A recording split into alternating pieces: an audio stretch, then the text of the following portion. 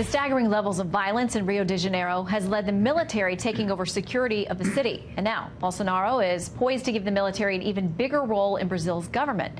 Let's talk about all this and more with Brazil's ambassador to the U.S., Sergio Amaral. Thank you, Mr. Ambassador, for being with us. Thank you for the invitation. Well, let me ask you, because your president-elect is getting much the same reaction that our current president got when he was elected, that people said he's boisterous, he says controversial, unkind things, that he's got big plans, and some of them are not good for his political enemies.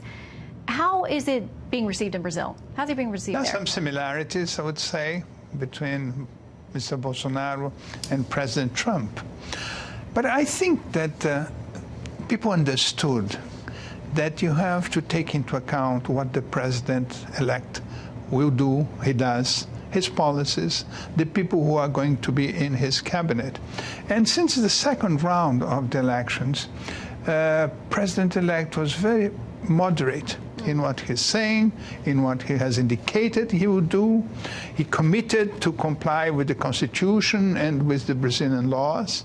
And we have strong and resilient institutions. People think about what he might do, but people don't realize that the institutions are strong. They have been working hard against corruption. The judiciary has taken to jail more than 50 political leaders, more than 50 business leaders. So the institutions are working and they are resilient. Today, he was praised, and Brazil was praised, by our former UN ambassador, who's now National Security Advisor, John Bolton, to President Trump. And what he said today was, the recent elections of like-minded leaders in key countries, including Ivan Duque in Colombia and last weekend Jair Bolsonaro in Brazil, are positive signs for the future of the region and demonstrate a growing regional commitment to free market principles and open, transparent, and accountable governance.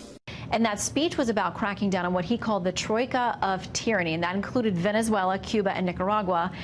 You share a large border with Venezuela, and there are very troubling times going on there. We are very concerned because this is a humanitarian crisis, and there are 2,000 kilometers of frontier with us. And we are concerned. We have been working with the U.S., for instance, in the context of the OAS. We are open to the extent we can to bring about a peaceful transition for a democratic regime in Venezuela. Okay.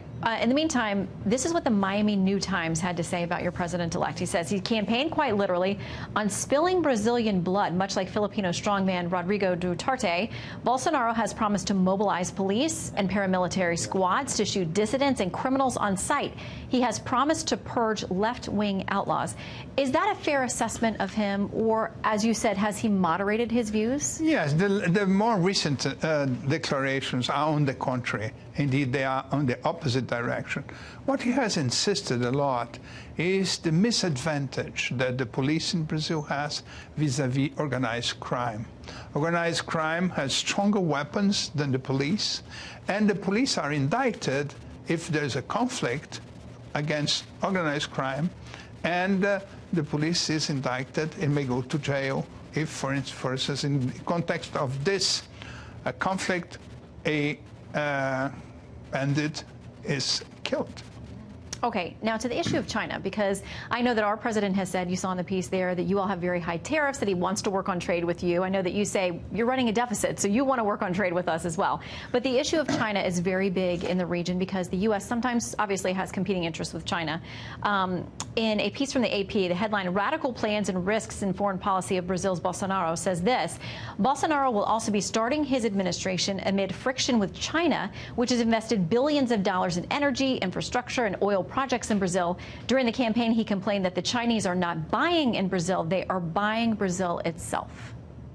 Yes, I think there are not many indications now concerning foreign policy.